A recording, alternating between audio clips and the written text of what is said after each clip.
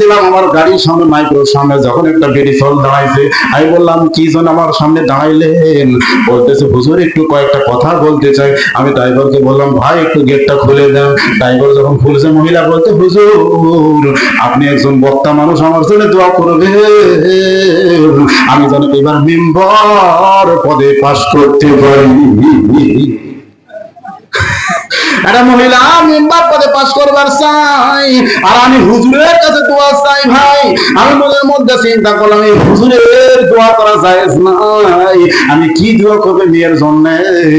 কারণ আল্লাহ রাসূল বলেছেন কোন এলাকায় কোন জামানায় যদি কোন মহিলা যদি নেতা হয়, তাহলে ওই জামানায় আমার নবী বলেন তাদের জন্য কি দোয়া হয়। যেরকম ঠিক কিনা ভাই? আমি তখন দোয়া করলাম মা তারা তো বাদাল উম্মাতিল ফিতনাতুন আলা রাসূল মিনান নিসাই রাওয়াহুল বুখারী কিতাবুল খিতাম। মহিলাটা বলতেছে আল্লাহ হুজুরের হায়াত আপনি বাড়ায়া দেন। আমি বললাম মাবুদ আমি এই মহিলার বিরুদ্ধে দোয়া করলাম, আরবি জোরে বল কি হুজুরের সাথে কেউ যদি লাগে ভাই বাংলা না মানলে কিন্তু আরবিতে আমরা হুজুরের মাধ্যম ভাই। আমি বললাম আল্লাহ আমি আর আরবিটার বিরুদ্ধে দোয়া করলাম। মা তারা তো বাদর উম্মাতিন ফিতনাতুন আলা রাসূল মিনান নিসাই রাওয়াহুল বুখারী কিতাবুল খিতাম।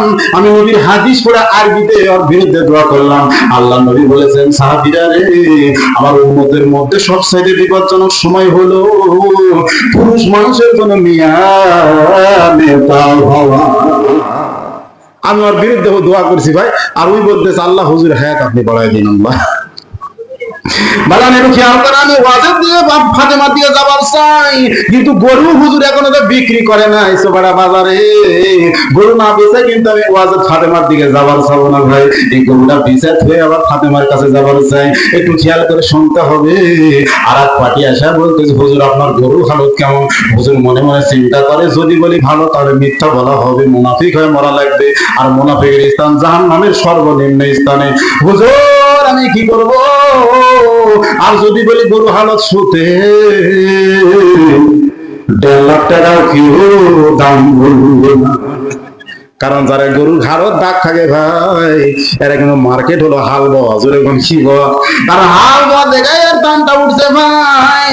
হুজুর চিন্তা করতেছে গরু যদি বিস্তার চাই তাহলে অবশ্যই বুদ্ধি করা লাগবে। এমন সব হুজুরের মাথায় আল্লাহ এমন একটা বুদ্ধি দিল, হুজুর রে একে বলতে হবে এই কথা। হুজুর তখন বলতেছে ভাইজান গরু হালত কেমন এখন বুঝবেন না, হালত চুললে বুঝতে পারবেন।